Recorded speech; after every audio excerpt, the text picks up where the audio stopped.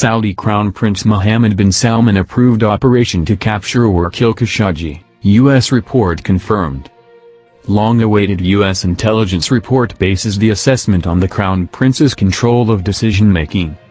Jamal Khashoggi was killed by a Saudi hit squad operating under the command of Saudi Crown Prince Mohammed bin Salman, United States intelligence agencies concluded. An unclassified U.S. intelligence report released on Friday confirms for the first time what top U.S. intelligence officials believe Saudi Arabia's de facto ruler played in the 2018 killing of the Saudi journalist. The U.S. intelligence community based its assessment that Saudi Arabia's crown prince approved the operation because his control of decision-making in the kingdom and the direct involvement of a key advisor and members or Mohammed bin Salman's protective detail in the operation. U.S. intelligence cited MBS's support for violent measures to silence dissidents abroad, including Khashoggi. Since 2017, the Crown Prince has had absolute control of the kingdom's security and intelligence organizations, making it highly unlikely that Saudi officials would have carried out an operation of this nature without the Crown Prince's authorization, the report said. At the time of Khashoggi's murder, MBS had probably fostered an environment in which aides were afraid that failure to complete assigned tasks might result in him firing or arresting them, the report said. MBS viewed Khashoggi as a threat to the kingdom, it said. The four-page report names 21 individuals who participated in or were otherwise complicit in Khashoggi's death. While the operation in Istanbul was pre-planned, U.S. intelligence authorities said they do not know when the decision to harm him was made. We do not know whether these individuals knew in advance that the operation would result in Khashoggi's death, the report said.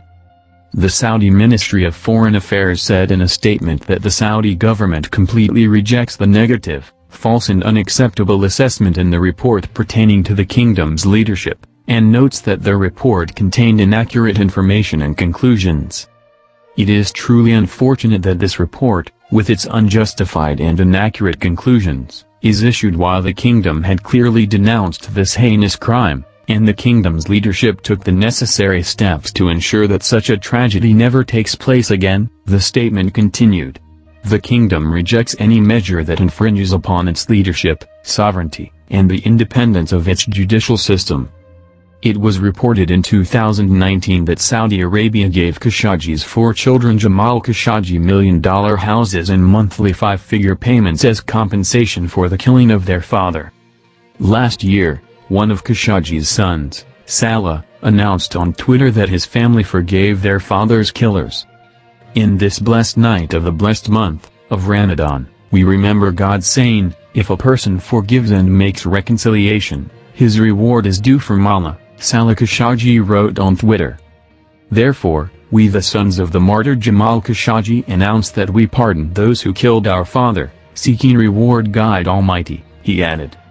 Asked about the Saudi denial of the report's findings, U.S. Secretary of State Antony Blinken said in Washington the report speaks for itself and the Biden administration is trying to bring transparency to this issue and share with the American people what we know.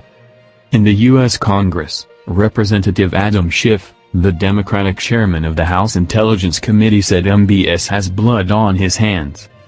The Biden administration should explore ways to ensure the repercussions for the brutal murder of Mr. Khashoggi go beyond those who carried it out, to the one who ordered it, the Crown Prince himself. He has blood on his hands and that blood belonged to an American resident and journalist, said Schiff. Hussein El-Tayyab, a legislative manager for the Quakers Friends Committee on National Legislation in Washington, said the release of the report would serve to isolate Mohammed bin Salman within Saudi Arabia. He still has a lot of support in Saudi Arabia, but I think it will weaken his position and hopefully get him to change his behavior, which is exactly what we want, with regards to human rights activists inside Saudi Arabia and journalists inside Saudi Arabia.